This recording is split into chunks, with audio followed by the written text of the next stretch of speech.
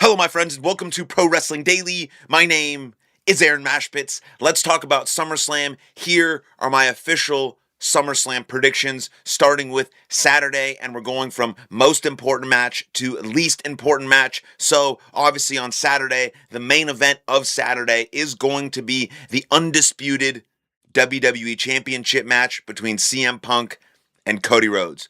My gut feeling tells me that CM Punk is going to retain and Cody Rhodes is going to lose because we see the return of Randy Orton. Randy Orton costs Cody Rhodes the championship, and then we see a Cody Rhodes Randy Orton feud, and then CM Punk retains, and then I think they bring back this feud, CM Punk and Cody Rhodes, going into WrestleMania next year, or we don't see Randy Orton at all because he's really injured and maybe his career's on the tail end, and maybe we're not going to see Randy Orton anymore ever again, and something happens. There's not a clean finish here, but CM Punk retains, and they carry this feud out all the way until WrestleMania at Saudi Arabia, which was the original plan, but they needed to sell and move some tickets for SummerSlam. This match announcement didn't help at all because CM Punk and Cody Rhodes aren't really ticket movers, even though they're two of WWE's biggest stars. CM Punk retains here and continues his reign as undisputed WWE champion. Then we have the Hell in a Cell match. For me, this one's pretty easy to decide. It's going to be Oba Femi, and then Brock Lesnar is never going to be seen again in WWE. That's my pick. Because he did actually retire after WrestleMania. Brock Lesnar did. Because he was refusing to be retired by Gunther. That's why WWE had to kind of pivot, and that's why you see Nick Aldis in the spot that was going to be for Brock Lesnar. Because Brock Lesnar wants to be done after this, and he wants it to happen at the hands of Oba Femi. So Oba Femi beats him at WrestleMania. Then Brock beats him. Brock comes back. Now they have a Hell in a Cell match. Massive match in Brock's hometown. Boom.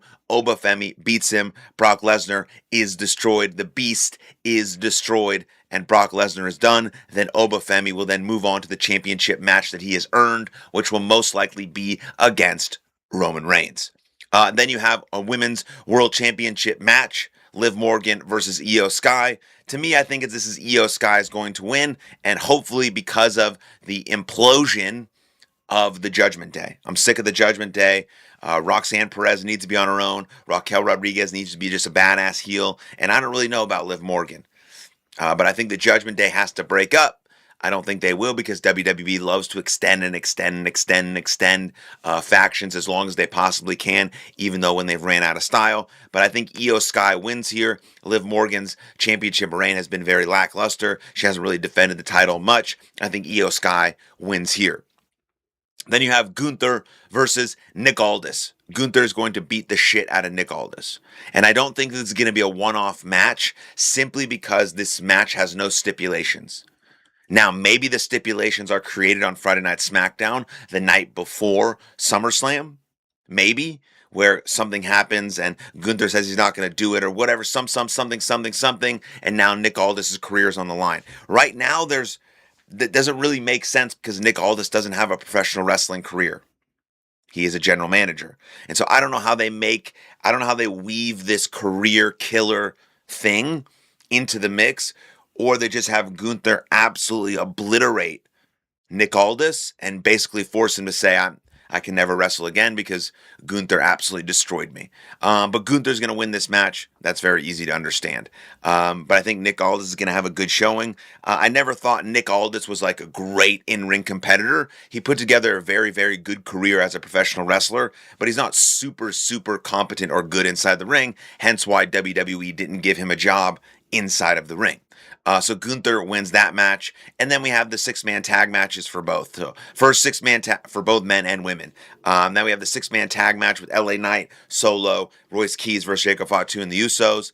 I really don't give a fuck who wins this match. I'm sick of the bloodline. This whole feud is kind of annoying me, but they're just setting up Survivor Series War Games, which is basically going to be this six-man tag team match, and you just add a couple more people to the LA Knight, Solo Sikoa, Royce Keys. You add Roman Reigns to Jacob Fatu and the Usos, and maybe someone else, and it's 5 versus 5. And there you go. You have the Undertaker. You have the War Games at Survivor Series. But I think the babyfaces win this match. I think LA Knight, Solo, and Royce Keys come out on top here. And then you have the six-woman tag team match, the Bella Twins and Paige versus Fatal Influence. I think Fatal Influence has to win here. They're the actual trio. They're a group. They're cohesive. They're strong. They're new. They're on fire. They're building momentum. You have them beat the shit out of the Bella Twins and Paige, and you have Fatal Influence win. Those are my Saturday predictions for night one of SummerSlam. Let's move on to Sunday. Again, most important, kind of least important matches, even though in the Saturday matches, I put Liv Morgan and Io Sky above Gunther and Nick Aldis. Not true. Undisputed Championship match, Hell in a Cell, Gunther and Nick Aldis, kind of everything else. Now, Sunday matches. The main event of the whole weekend, the main event of night two will, of course, be the World Heavyweight Championship match between Roman Reigns and Seth Rollins. Roman Reigns is going to win clean here, because Roman Reigns has to look even stronger than he ever has before in his whole career, because he's going to drop the title to Obafemi. And when he drops the title to Obafemi at the peak of his fucking strength, it's going to make Obafemi look that much better. So Roman Reigns wins here. Roman Reigns wins here. And then you have the intern WWE Women's Championship ladder match. Tiffany Stratton, Jade Cargill, Charlotte Flair, Chelsea Green versus someone. Some people think it's, what's her name? I forgot her name. Carmella. Yeah, some people think it's going to be her. God forbid Jade Cargill wins. That would be horrible. I just go with the safe bet of Charlotte Flair. Charlotte Flair wins this ladder match. Maybe the surprise entrant wins this ladder match. Now, these WWE announced the cards on July 27th, which has been a few days since I'm recording this. I'm recording this on July 31st, so I haven't seen if they have announced the sixth woman. Maybe it'll happen on SmackDown tonight. Maybe it'll be a surprise entrant. I don't know, but I'm just going to go with Charlotte Flair winning, even though I don't really care. Jade Cargill, one of the worst professional wrestlers on the planet. Tiffany Stratton doesn't need it. I would actually really like if Chelsea Green won. I think that would be a really good choice. I think she's really entertaining. I think she'd have a super entertaining championship run, and I think her winning a ladder match would be fun. So easiest pick is Charlotte Flair, best pick Chelsea Green, or the surprise entrant. Another really easy one to pick is going to be the Intercontinental Championship match, Penta versus Chad Gable. Yeah, Chad Gable's like hero arc happening right in front of our eyes. He's in his hometown, Minnesota, Minneapolis. Chad Gable walks out of SummerSlam as your new Intercontinental Champion, and it just keeps driving him up, trajectory moving upwards for Chad Gable. And I think once he wins the Intercontinental Championship, it's going to be the start of something big for him. And you potentially might see Chad Gable be in World Championship contendership in 2027 or 2028. And then you have the United States Championship match, Trick Williams versus the return of Baron Corbin. I say Baron Corbin basically has to win this match. Or what's the fucking point of his return? He has to be seen as a beast, a monster, a killer. Sort of he reinvented himself like everyone does when they leave WWE and they come back. They think they're all this and a bag of chips. I like Baron Corbin. I think Baron Corbin is awesome. And I think Baron Corbin walks out United States champion. So I think we have two new championships. I think Roman Reigns is going to retain and CM Punk is going to retain. You're going to see a new WWE Women's Champion because of the intern ladder match. And you're going to see a new Intercontinental Champion. And you're going to see a new United States Champion. And then you have the undisputed WWE Championship #1 contenders match. I think Sami Zayn wins this one. Yeah. I really don't know why Finn Balor's in the mix or how he earned that. But I think this is going to be one of the best matches of the whole weekend just because Sami Zayn and Finn Balor are really, really, really, really good in-ring competitors.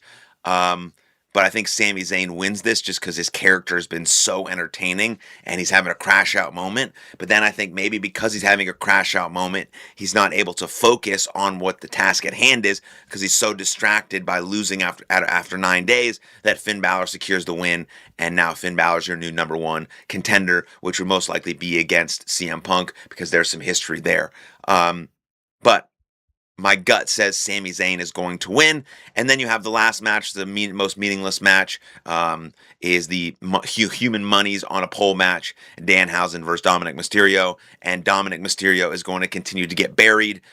Even though he was one of the biggest heels in the company for a little while, him and Braun Breaker getting buried, the Vision not being on the two-night show, Braun Breaker being relegated to tag team division. I mean, these are bad creative decisions. This Human Money's on a pole match, another bad creative decision. And the overexposure of Danhausen has really, really fucked his character. And Danhausen wins this match, but I really don't think that anyone is interested.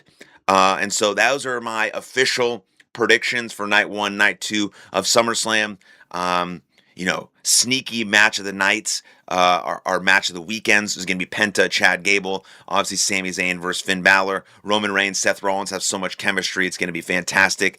I'm not going to be impressed by the ladder match, I don't think. I don't really care for the 6-man or 6-women tag team matches. I'm very, very intrigued to see how Nick Aldis shows up and what kind of offense he gets against Gunther. I think the Hell in a Cell match is going to steal the fucking whole weekend, and Oba Femi is going to steal the weekend, and then it's going to carry momentum when he beats Roman Reigns sometime down the line for that World Heavyweight Championship. And I think CM Punk and Cody Rhodes are going to put on a great match, and you're going to see CM Punk and Roman Reigns retain, and it's going to be a great fucking weekend of wrestling. So come back here for reactions to each night, and follow, like, subscribe this channel for all your pro wrestling news, and then comment down below what you think is going to happen at SummerSlam. Cheers.